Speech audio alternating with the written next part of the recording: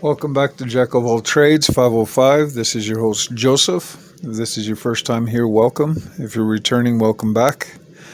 I'd like to start off by apologizing. It has been a while since I have posted a video.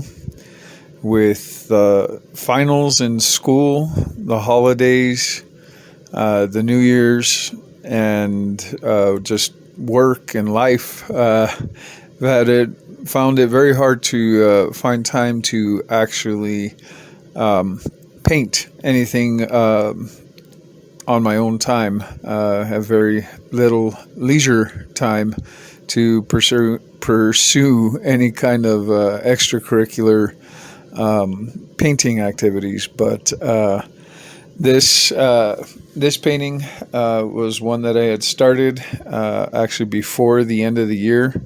I had wanted to finish this piece as a finish or as a conclusion to 2022, but unfortunately, time and the complexity of this piece just did not allow for me to do that.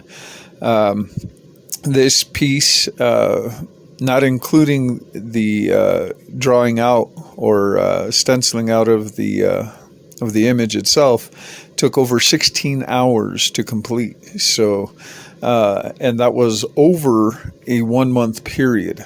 So there was a long period of time that it took to actually finish this piece. I did have a pre-mix of medium gray that actually two different mixtures, and you'll notice at one point in the video where there will be a noticeable difference in the medium gray that I'm using. The primary airbrush that I am using here is the Fengda BD 181. This is a 0.25 millimeter airbrush. Again, I've said it in the past, these cheaper airbrushes, they can work extremely well. You do have to modify them a bit and polish the needles, seal the nozzles with beeswax. I've even installed or upgraded the triggers in all of my airbrushes to the Eclipse Takumi triggers, which are the square triggers, just because I like the feel of that trigger better than the round ones. So with that addition, this airbrush is about a $50 airbrush. But as you can see, it is fully capable of some extreme detail. Just in case you can't tell the scale of these images, but each of their faces is smaller than my pinky nail. And again, this airbrush was able to render out all of their faces, the little details, utensils on the table. This is a very, very good airbrush, and I would recommend it to anybody that is looking, for a inexpensive airbrush that is capable of excellent quality. So I'm not paid by Fengda. I'm not endorsed by them. I use them. I use Master Airbrush. Again, pretty much I've always felt that any airbrush, that once you kind of learn how to use the airbrush and you get a feel for it, any airbrush is capable of some pretty excellent quality, and you just have to learn your tool, learn the limits of a particular instrument, and try to work within it. And here I do use freehand shields. I will use erasers. I use the electric eraser with the Sun Delphin Seed eraser, which is a sand and rubber mix. This eraser I first learned about watching the art workshops videos, and he uses these eraser refills in his artwork, and they do work really well. They were a direct buy from Japan, so if you want to, you can look them up, eBay, online, Google it, check it out. I'm pretty sure you can find them online. Again, really with all your freehand airbrushings, you always want to try to spray in as light as you can, then darken up darker and darker until you finally reach the level of saturation or opacity that you're looking for. And just remember that it's not so much about each individual line, but more about shapes and tonal values. So lights, darks, highlights, midtones, and with this particular piece, I am doing something a little bit different. I am using a medium gray to render out the entire image first, to basically block it in almost as an underpainting, and then I will go in later and darken in just the darkest areas and the details with a transparent black. And I had never tried this particular method before, using the medium gray first, then the black. I had always gone in just spraying in straight black in varying concentrations to achieve the image and the detail that I wanted. By using this medium gray, then black, I believe that it does deliver a significant, more, I guess, deep image. There's more tonal value, obviously, because you have the variation in the medium gray and the black. And yeah, it was very, very detailed. I'm very happy with how the total or the overall image came out in the end. So again, this image is 11 by 17. It is on Hammermill 110 pound cardstock. I like the cardstock because it is thicker than regular paper. It holds up better, and it does have a smooth side and a more textured side. I like to use actually the smoother side because it erases a little easier. I am using, again, Createx illustration colors. These are semi-erasable, so they are, better for illustrations and especially on hard, smooth surfaces. And even on paper such as this, they can still work. I do use water to dilute the paint and break it down because the water does make it even more erasable than the paint is on its own. I have gone ahead and we've moved from the Last Supper up into the Jesus's face, and we are again concentrating on the darkest areas, trying to build up shape, tonal value, the midtones and darks, lights, highlights. Again, this, if you've never really studied art, if you've never studied drawing, you really need to study more than just airbrushing itself. You need to look at life drawing, painting, different disciplines, because there's so much wealth of information out there in the way that we look at form and shape and color, that really all the experiences that I've had in my life, the different art that I've created, tattoos and paintings, drawings, they've all contributed and added to my knowledge and wealth of ability. And because of that, that's, I believe, why I've been able to advance so quickly with the airbrush, is because I've, put in the work and really studied art in general, all forms of art, different disciplines, different mediums, and to really try to understand my own styles, likes, dislikes, what I'm good at, what I'm not good at.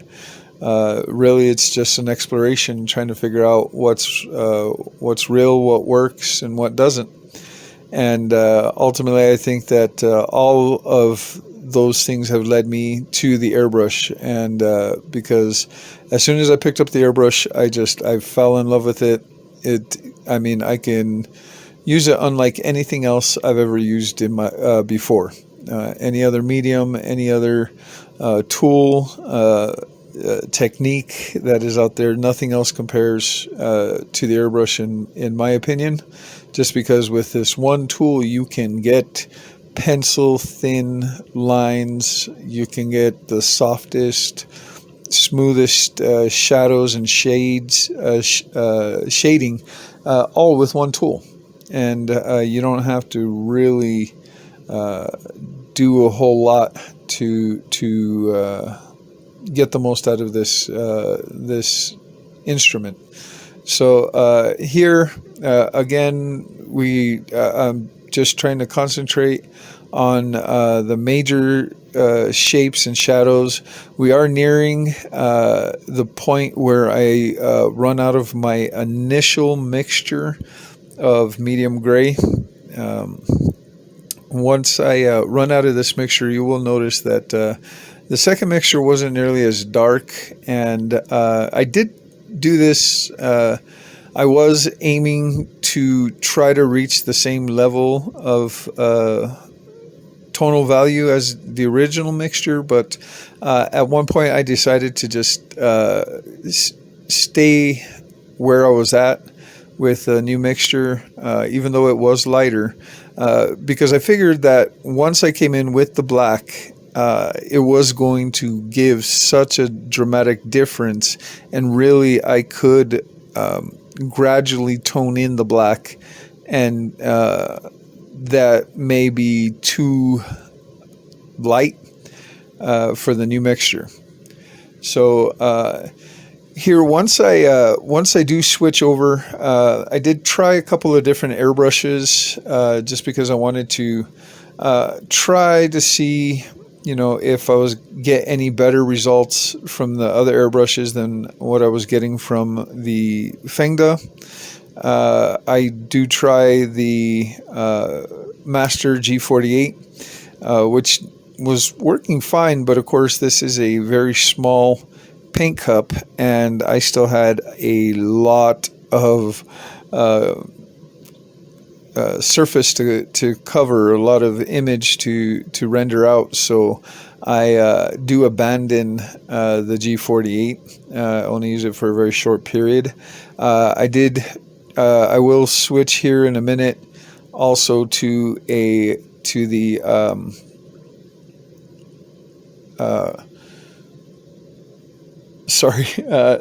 PS771, just because again, I wanted to try a different airbrush.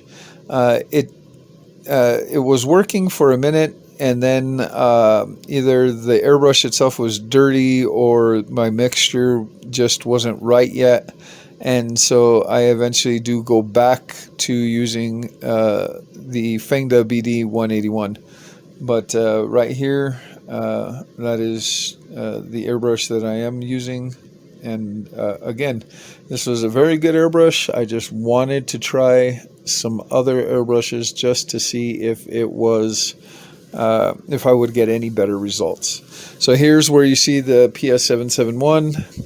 Again, this was was working fine. It does give you quite fine details. It's just that, again, I don't know if perhaps the airbrush was dirty, or if my mixture just wasn't quite right for the airbrush, not diluted enough for it to flow out properly. But so I do use it here for a few more minutes, and then I will actually switch to the PS 270, which is a 0.2 millimeter airbrush, and we'll use that for the remainder of the medium gray. So again, here what we've moved in from Jesus's face into the angel figures at the top. I believe at least one of the angels may be Michael, the other one may be Uriel or Raphael, not too sure.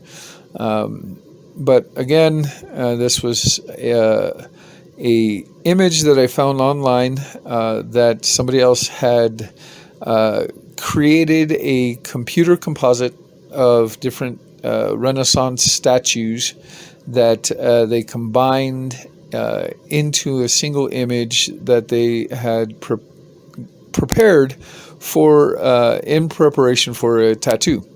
Again, I liked the image that I found when I found it online. Decided that I wanted to try and airbrush this image.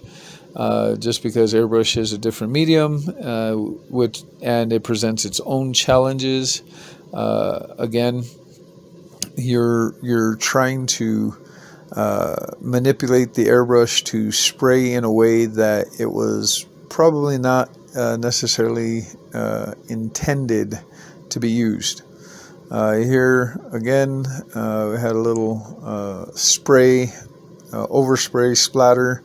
I didn't worry about it too much just because it is the medium gray, and there's going to be so much tonal variation as soon as I'm starting with the black that little overspray isn't going to matter. So here I moved into the Archangel Michael, trying to again shape out the darkest forms and shapes, shadows, and while maintaining the white of the paper for the highlight as best as I can. And just not spraying paint where it doesn't belong, where I don't want it.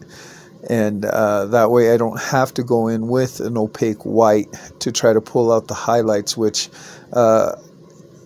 as many people will tell you, when you spray a white over a dark background, sometimes you can get a blue shift in the white, and it's obvious that you used an opaque white. But if you simply maintain the white of the paper and do not spray over this substrate and allow that white to show through, it is a truer white and there's no blue shift. So again, this is just trying to maintain as much of the paper as I can, trying to avoid overspray, controlling my spray. Again, there's very, very little finger movement when you're doing precision. The finger method or the trigger technique that I implement is a variation of Drew Blair's finger technique. Mine is more straight up and down, kind of holding the airbrush like a spray can, if you would, and with the downward motion of the finger creating a backward motion, which actually will give you just enough paint. and because you really want very, very little paint to come out. So here we are nearing the end of the medium gray, just rendering out the last details, and with the PS 270, and now I'm going in with my Iwata custom micron and a transparent black. Again, the micron, I will say, does give the thinnest, sharpest, cleanest lines of any airbrush on the market. Is why it is so expensive.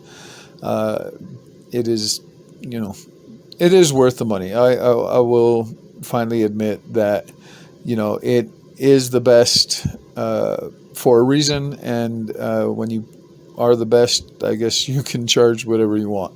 But again, the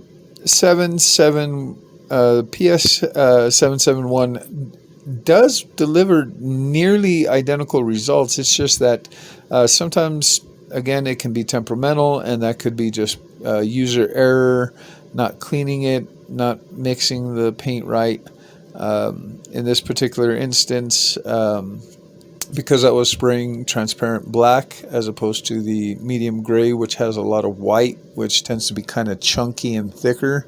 I think that's another reason why I had a little bit more control with the micron than I did with my PS771. But again, as you can see here, as I start to spray in, I'm not just bombarding the entire painting with black.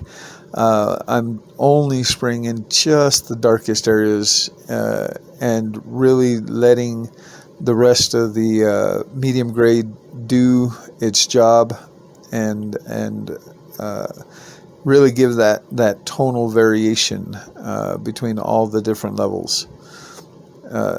So here again, I will implement freehand and stencil or freehand shields to try to get sharp line if I feel that I need it, that I'm not able to achieve it with the airbrush by itself.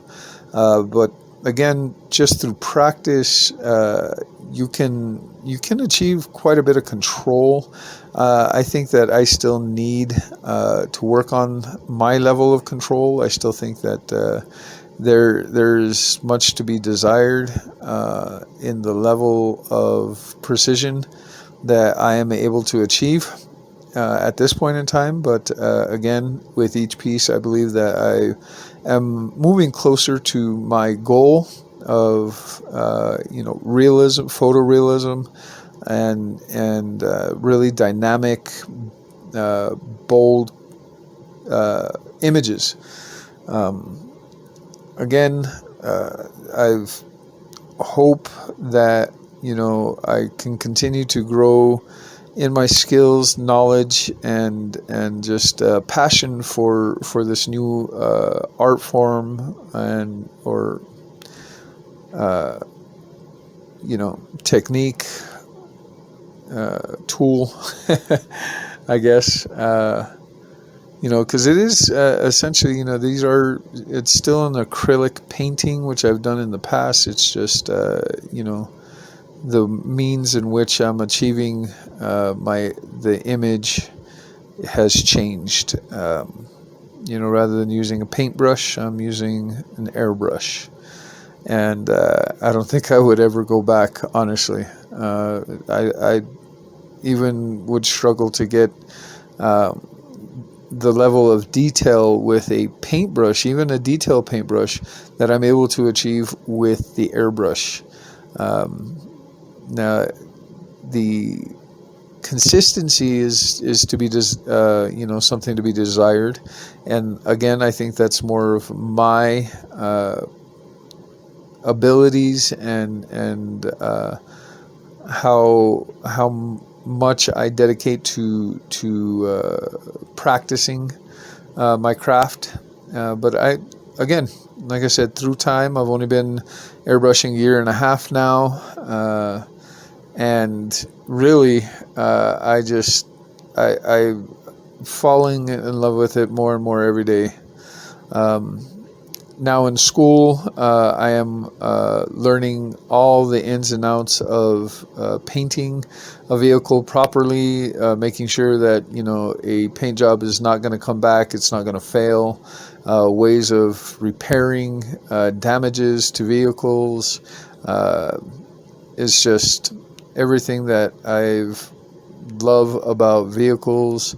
Working with my hands, figuring out solutions to problems that you may not face on a day-to-day basis, and that is something that has always appealed to me. So I'm very happy with what I'm doing right now. Here I had thought I was ready to move down into the Jesus's face, when I realized that there were still some details that I hadn't worked out yet, so I had to move back up, finish those off, and now I'm moving back into his face, moving down. We started from the bottom, moved our way up, and now we're moving our way back down, working out the details, just the darkest areas, maintaining that depth. And I really think that the detail came out more in the face once I started to add the black, and not overly using black with the face to try to reshape or redefine a lot of details, just trusting what I had already done and only darkening in the darkest areas. Again, if you're not comfortable freehanding a lot of this stuff, don't be afraid to use your freehand shields. I've practiced quite a bit. I mean, at least 2 hours every day to at least try to improve my line work. That's probably the one thing that I think I practice more than anything, is trying to get consistent, thin lines, as thin and as repetitiously as I can, because that's ultimately what it's about, is being able to put down a mark exactly where you want it, and without creating overspray, without creating the need for erasing and correcting. And if you can lay it down the way that you want it in the first place, then that just makes your life that much easier. So here again, I'm nearing the completion of the Jesus's face in the middle section, and we're about to move down into the last section, which is the Last Supper, and all the figures, the disciples and Jesus, and probably the most difficult of this whole piece, just given the scale of the detail and how easy it would be to overdo the black with such fine detail, and really ruin the piece at this point if I would have gone too dark and overworked what I had already done. So again here, just looking back at my reference and trying to pull out the finest details that I can, given again the size of these faces. They are very, very small, and any kind of too much pulling back on that trigger, concentrating too much on one area for too long, and you're going to overwork an area and just ruin it.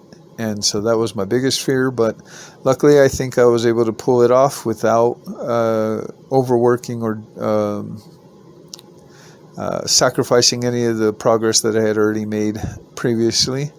And now I'm just finishing the last of the figures, getting those final details in the foreground and background,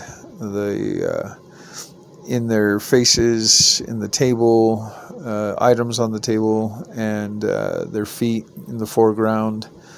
And this was a fun project again.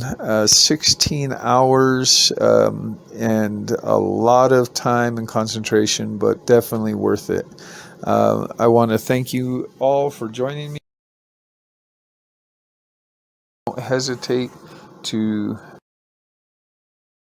and I will see you next time. Thanks.